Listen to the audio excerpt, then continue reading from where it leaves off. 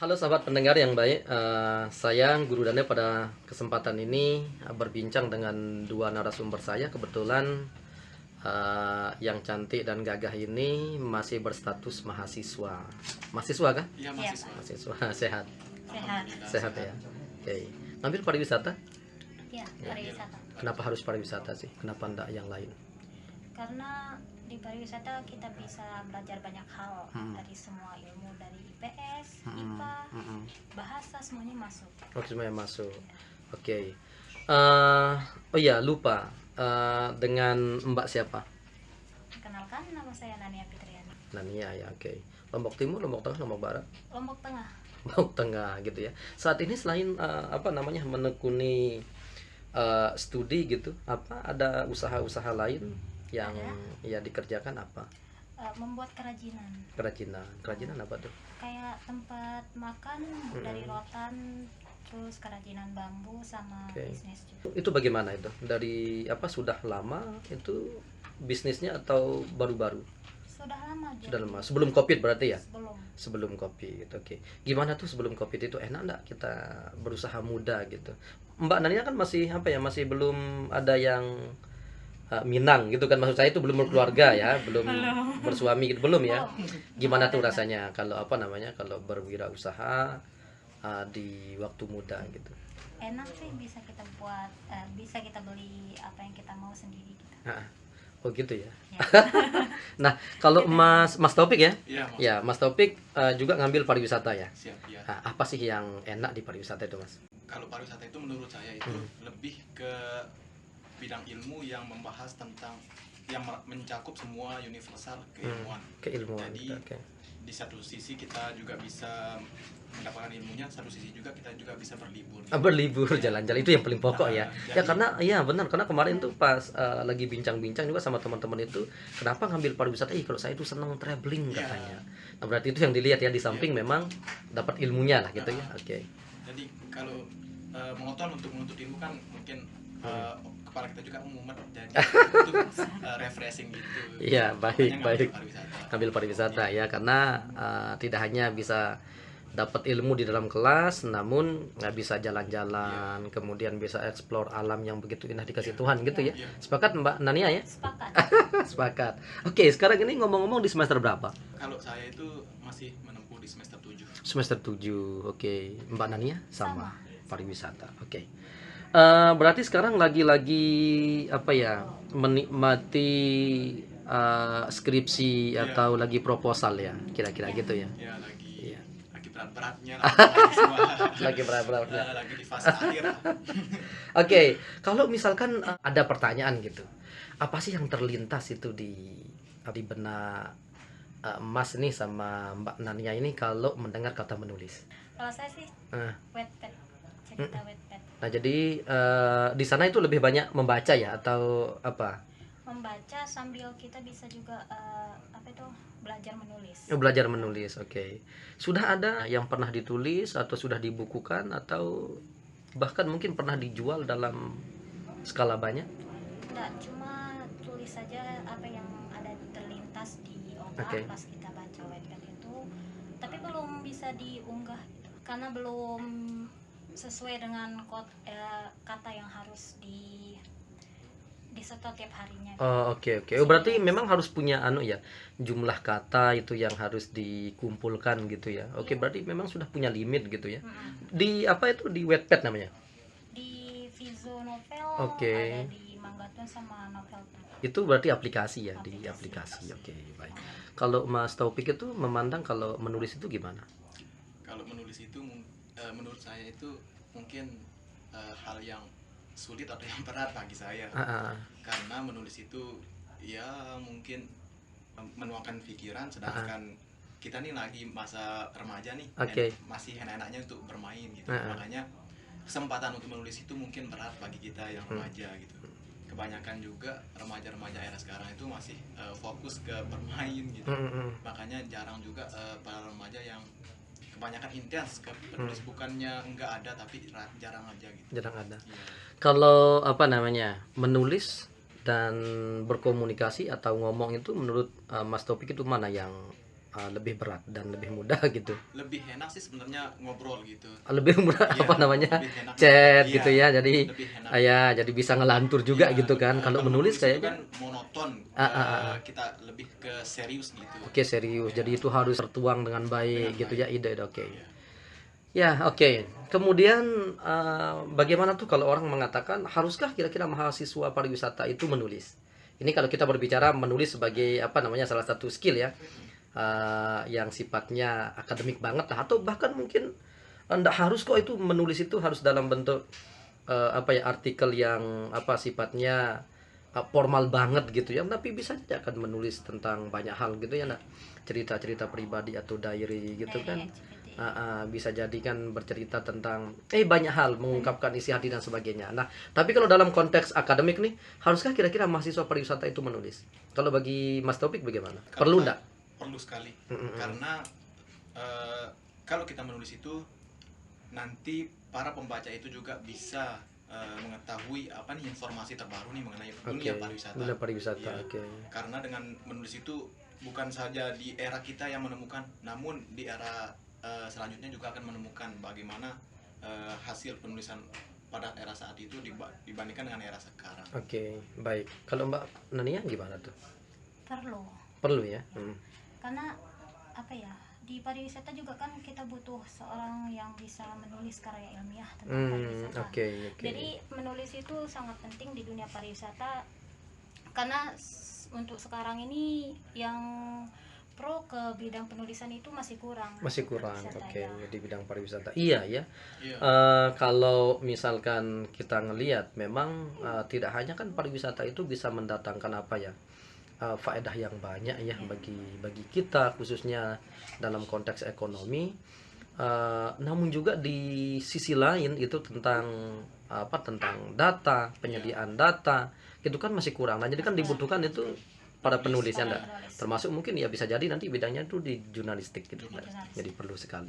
Itu sih ya. Dan nah, kemudian kalau apa ya, mengenai pengalaman tuh. Pengalaman. Pernah ada pengalaman enggak nulis, kalau saya berbicara ini konteks apa namanya? Konteks pribadi ya. Itu punya pengalaman nulis enggak, itu terlepas dari konteks apa namanya? Nulis akademik ataupun nulis biasa gitu. Nulis apa namanya yang fiksi gitu. Ada pengalaman enggak? Mungkin SMA pernah apa nulis, atau ya baru-baru ini, atau mungkin tidak pernah nulis sama sekali? Kalau saya pribadi mungkin untuk menulis yang kayak pembuatan artikel atau jurnal itu memang belum. Tapi kan kita ini menempuh di semester 7, jadi ada program magang. Kebetulan di program magang itu saya ditempatkan di pantai Sunrise Land Lombok untuk membuat apa namanya pantai apa? Di pantai Sunrise Land Lombok. Oh, Sunrise Land Lombok, SLL berarti ya. Oke. Singkatannya SLL. Iya, gimana tuh gimana? Jadi program di sana itu program mingguan. Nah, kita disuruh sama direkturnya untuk membuat atau menyetor jurnal, review jurnal, dan juga untuk menyetor tulisan tentang kegiatan kita per minggu di sana. Oke. Ya kayak laporan mingguan. Sama sih juga banyak juga kegiatan-kegiatan ya kayak review jurnal.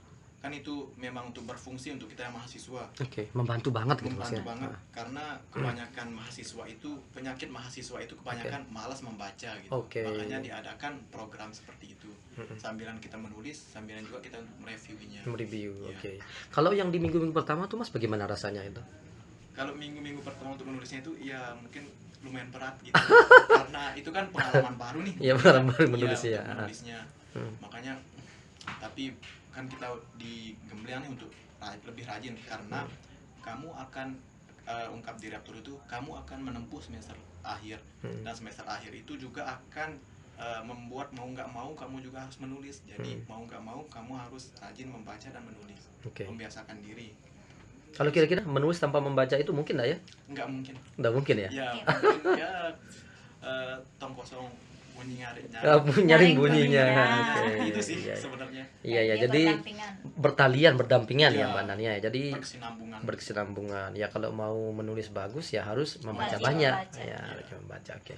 Kalau Nania tuh ada experience enggak sebelumnya tentang penulisan? Nggak ada, cuma Nggak ada. apa itu, belajar nulis novel online aja. Oh, online saja. Tapi kan ada berarti kan itu kan ada ya. Oh, ada. Iya, ada pengalaman meskipun itu fiksi gitu ya. Fiksi. Oke. Kalau apa namanya pengalaman Nania nih selama menulis itu bagaimana rasanya? Yang kalau novel fiksi sih rasanya itu apa itu, enak, bahagia. Enak ya? Iya, karena kita menuangkan imajinasi kita. Sesuai yang kita Sesuai yang kita inginkan dan dirasakan. Memang enak ya, memang ya kalau apapun yang kita kerjakan itu sesuai dengan ya. passion gitu ya. Iya, Memang merasa terbebani kita kalau enggak gitu ya. Itu. Berarti sekarang kalau memang begitu ya menulis itu harus dijadikan kebiasaan dan kita anggap kalau itu adalah pasangan kita lah gitu ya. Iya. Baru mungkin akan enak gitu ya. Oke, baik. Ya, selama di bangku kuliah nih, Iya. Nania sama Mas Taufik kan sering juga tuh dikasih misalkan proyek-proyek menulis itu. Bagaimana rasanya gitu?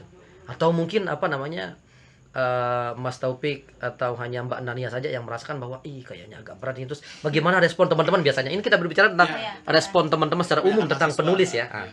Gimana itu? Berat. Berat ya. Berat karena apa ya? Biasanya kan saya cuma sering baca novel cerita-cerita fiksi aja. Beralih ke yang formal itu kayak Kaku banget gitu ya. kaku terus nggak seimbang gitu Nggak seimbang. dengan hati. Tapi diharuskan untuk tetap pelajari. Iya ya. Dan itu harus selesai bahkan Harus ya. selesai bahkan. Kalau ndak mau ngulang gitu kan, kalau apa katanya dosen-dosen yang saklek gitu ya. Iya. Oke, mau nulis, mau kerjakan atau ketemu tahun depan kan gitu. Kan oke. jadi beban mental juga, beban moral kita. Oh iya juga ya, oke. Kalau teman-teman itu ada enggak yang pernah sharing pengalamannya curhat? Kalau saya sih enggak ya. Kenapa? Karena tulis itu gue banget. Itu ada enggak kira-kira pernah dengar itu? Ya mungkin 90% teman-teman itu merasa berat untuk melakukan tulis itu. Ya seperti omongan yang tadi sih, di era di umuran kita sekarang remaja-remajanya itu masih puas-puasnya untuk menikmati yang namanya bermain. Makanya yang namanya menulis itu mungkin masih berat di kalangan kita sih, kebanyakan teman-teman. Karena bukan kebiasaan. Ya bukan kebiasaan dan mungkin tidak dijadikan kewajiban ya. Ya. Makanya itu kan tidak dianggap sebagai prioritas Ya, gitu ya. diremehin sih. Diremehin. Oke. Baik. Ya, selama ini pernah enggak kalau apa namanya selama belajar berinteraksi di dalam kelas itu menulis itu beban banget gitu? Pernah enggak ya? Pernah Ya. pas awal-awal sih. Hmm. Soalnya kan pas kita disuruh menulis tentang destinasi kan, pas kita pergi nyurvei atau Nyurvei, gimana oke. kan disuruh buat Laporan gitu ya. kayak gitu. Awalnya kan di SMA jarang gitu, Jarang. ada laporan kayak gini. Paling kalau kita disuruh buat makalah cuma kita nyuruh orang gitu, cuma bayar aja. Itu sih sulitnya di awal-awal adaptasi tentang penulisan ini. Bahkan sampai semester 4-5 itu masih menjadi beban kalau disuruh buat makalah atau apa Dan kayak sebagainya gitu ya. gitu ya. Oh, alah. Memang berat sekali sih karena ya bukan fashion sama bukan kebiasaan kita gitu sehari-hari. Makanya ya merasa terbebani sih kalau disuruh untuk menulis. Oke, saat ini saya mau nanya nih. Kalau apa namanya kesulitan itu. Nah, meskipun kan orang mengatakan menulis itu beban. Nah, tapi kan kepingin nih orang-orang tahu sebenarnya bebannya di mana gitu menulis. Apakah pas memulai atau baru menyusun kalimat kah, atau ketika di tengah-tengah kalimat kah, atau memang tidak punya ide sama sekali, atau bagaimana modelnya itu sehingga itu menjadi beban banget gitu. Beban pas dia jadi beban itu pas kita stuck gitu. Oke. Stuck gitu. Kan kalau kita stuck itu buntu atau kita mau nulis tentang lanjutannya nggak bisa. Terus kita sering baca dari awal sampai akhir juga tetap stuck kayak gitu. Itu jadi buat kita stres kayak gini. Terus gimana lanjutan penulisan ini kemana kayak gitu. Itu yang buat beban pikiran kita ya. Jadi kadang nggak bisa tidur atau kayak gimana gitu. Akan lari kemana gitu, ya. Wah. stuck gitu. Mas Taufik nih, kalau kesulitan menulis itu karena di bagian mana tepatnya Ya sulit? mungkin idenya itu untuk meluangkan idenya itu nggak ada gitu. Sama untuk memulainya juga itu sulit Ya, gitu karena ide nggak ada, ya untuk memulainya juga sulit gitu. Ya. Pernah nggak mengalami misalkan ketika menulis itu kata-kata itu saja misalkan yang apa namanya yang keulang gitu. Oh iya, itu pernah terjadi nggak? Sering bahkan itu ya, bukan malah pernah ya, tapi sering juga ya. Itu ada cara lain nggak kira-kira untuk mengantisipasi itu? Ya saya yakin bahwa teman-teman itu kan ketika membuat laporan ataupun ketika sudah belajar penulisan gitu pasti dikasih tahu tuh bahwa pengulangan kata atau redundancy itu kan perlu dihindari gitu. Nah, cara yang paling efektif itu apa ya bagi Mas Taufik itu untuk menanggulangi itu apa? Sebenarnya kalau dalam hal konteks menulis ini, menanggulangi hal seperti itu ya rajin-rajin membaca. Jadi kalau kita udah membaca, kebanyakan yang mungkin kita membaca tentang jurnal seseorang atau artikel seseorang itu, kita juga bisa nih untuk belajar sistematika penulisannya. Jadi sedikit tidak penulisan yang kita akan jalankan, kita yang menulis nih juga tidak akan keulang lagi kesalahannya seperti biasa. Yang biasanya. Jadi lebih rajin untuk membaca ya. Berarti intinya itu kalau mau tulisan itu tidak banyak mengulang kata-kata ya banyak menulis lah ya. Banyak membaca ya. Dari jadi, banyak membaca kan banyak tahu kata gitu. Referensinya banyak. Referensinya banyak.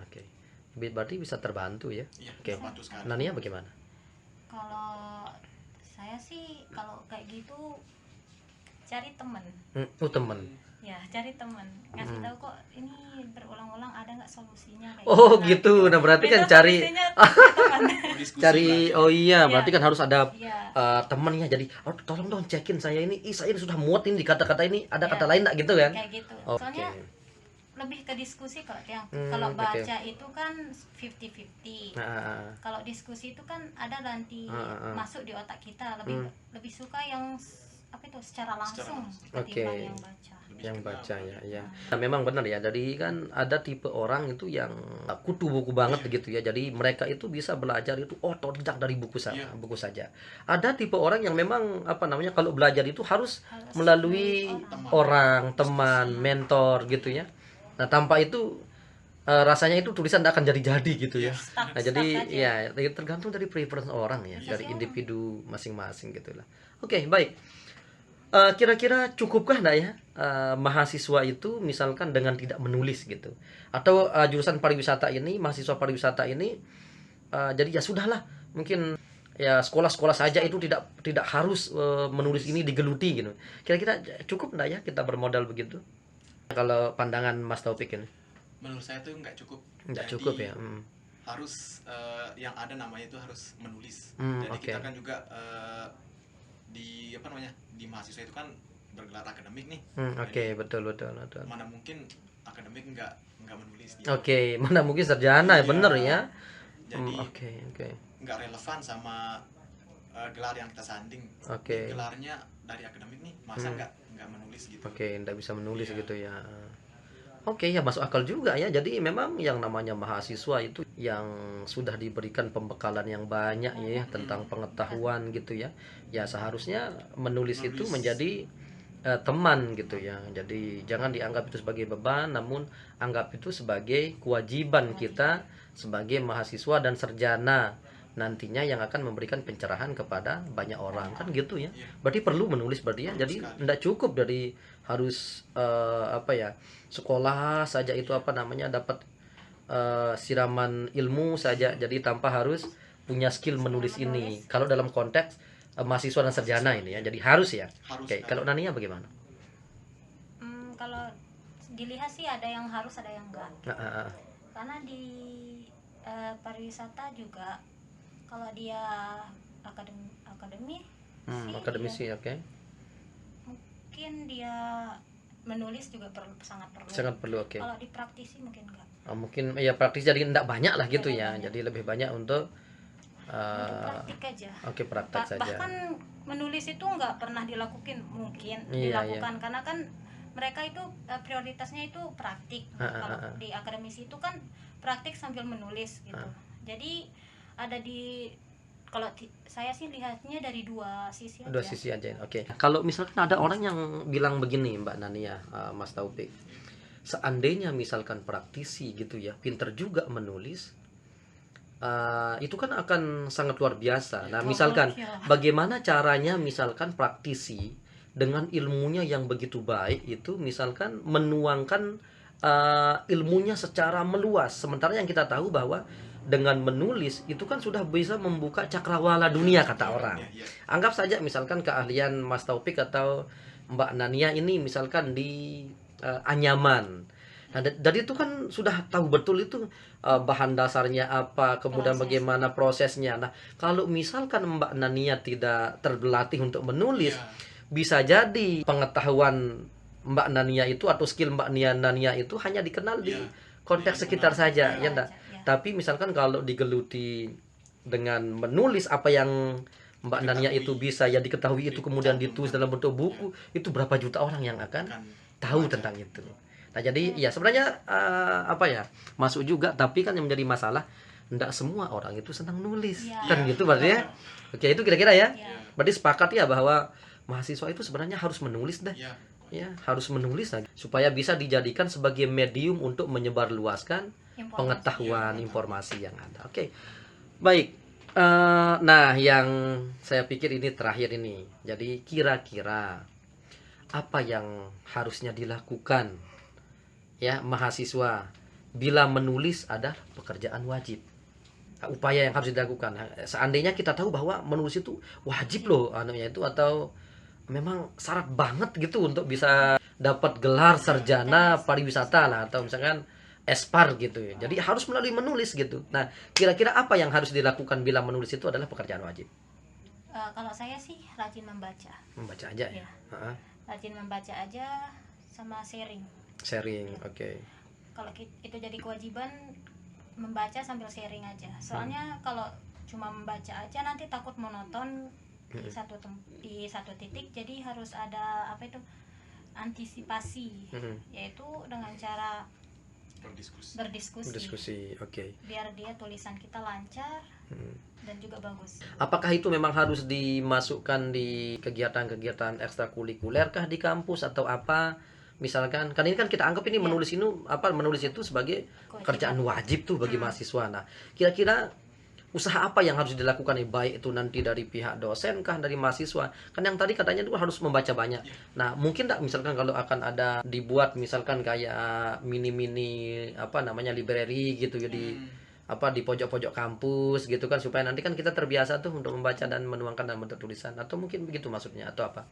Ada ekstrakurikuler yang bisa membantu kita untuk terlatih untuk menulis.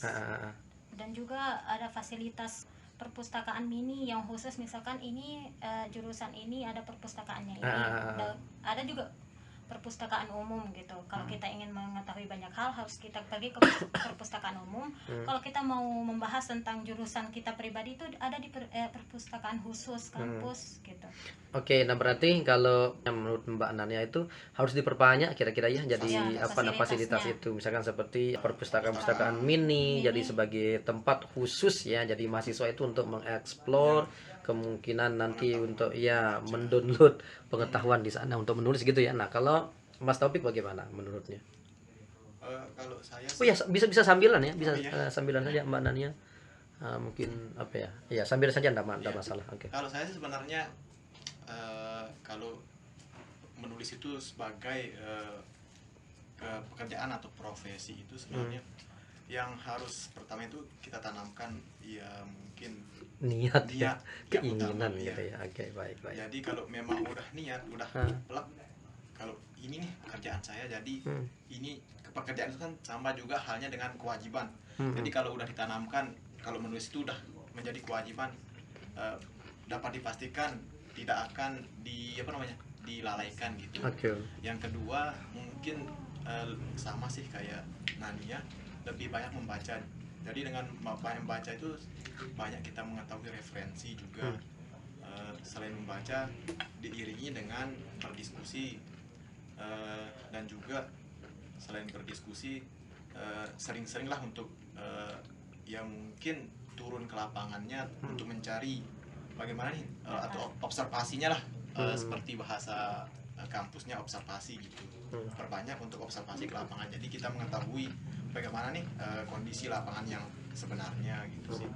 Setujukah kiranya kalau misalkan kalau misalkan di tataran kampus ya, kalau kita berbicara secara ya lingkungan akademik gitu ya, itu difasilitasi misalkan komunitas-komunitas menulis atau ada coaching menulis gitu. Kira-kira itu setuju enggak itu kalau misalkan itu akan dianggap sebagai bagian dari kegiatan ekstrakurikuler misalkan mahasiswa? Sangat setuju sih kalau Setuju saya. ya. Karena dengan adanya mungkin apa ya, dengan adanya perkumpulan lah gitu bahasanya, atau organisasi bahasanya, dapat memudahkan untuk mahasiswa untuk ya saling belajar, sama-sama belajar. Kan banyak otak juga banyak ilmu nih gitu. Betul. Ya sama-sama Banyak sharing ide yang juga ya. Ada untuk memfasilitasi kita juga gitu sih. Kebetulan juga di kampus kita kan memang udah ada yang namanya Apa namanya? KIR. Oh, KIR ya. Iya. Oh ya, SIMIK juga ada kan? SIMIK Oh, juga. SIMIK juga SIMIK ada. ya, SIMIK. SIMIK juga ada kan, SIMIK. KIR ya. Iya. Karena ilmiah remaja gitu ya. Iya, kalian aja. Iya ya. SIMIK juga banyak. Mm. Jadi ya diperbanyak fasilitas itu memang sangat tepat sih menurut saya untuk memfasilitasi teman-teman mahasiswa.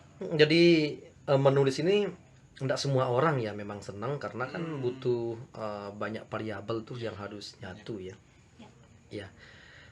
Jadi terima kasih, kita sudah apa namanya ini sudah mau di ujung acara ya. Jadi senang bisa ketemu dengan Mas Taufik sama Mbak Nania. Tapi sebelum kita mengakhiri podcast ini, kira-kira apa yang mau disampaikan terkait dengan menulis itu sebagai aktivitas mahasiswa pariwisata? Mau sampaikan apa sebagai kalimat penutup saja?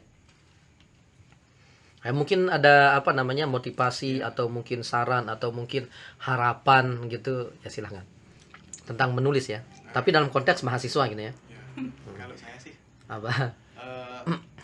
bulatkan tekad aja sih untuk menulis ini lebih giat gitu, sama lebih giat untuk dalam hal membacanya. Jadi setelah kalau kita udah membaca banyak-banyak nih, jadi untuk menulisnya pun juga mudah gitu. Mudah. Dan juga jangan sampai ya mungkin merasa terbebani dengan adanya penulisan ini atau tugas untuk menulis. Dengan adanya mental yang merasa terbeban, jadi ya mungkin sulit juga sih bagi kita yang mahasiswa. Karena kita sebagai mahasiswa wajib akan menemukan yang namanya kegiatan nulis ini. Kegiatan nulis akhir ya. Oke, baik. Ya, berarti bulatkan tekad dan jangan anggap sesuatu jadi beban gitu ya. Oke. Baik sekali ya, tekad yang bulat dan jangan jadikan beban. Oke, baik. Dari Mbak Nani apa yang mau disampaikan? Jadikan kegiatan menulis itu sebagai teman, biar timbul rasa nyaman dan juga nggak terbebani. Tidak terbebani ya. Berarti memang jadikan teman supaya kita itu jadi nyaman dan tidak terbebani. Oke. Ya, terima kasih narasumber yang hebat-hebat, yang energinya super ya pada kesempatan hari ini, Mas Taufik dan Mbak Nania ya. Oke, hanya itu podcast yang hari ini bisa kami obrolkan. Semoga akan dapat manfaat dari apa yang kami perbincangkan. Saya Guru Dana, dan tetap saksikan channel Guru Dana ini. Semoga akan bisa membawa faedah yang lebih banyak. Salam.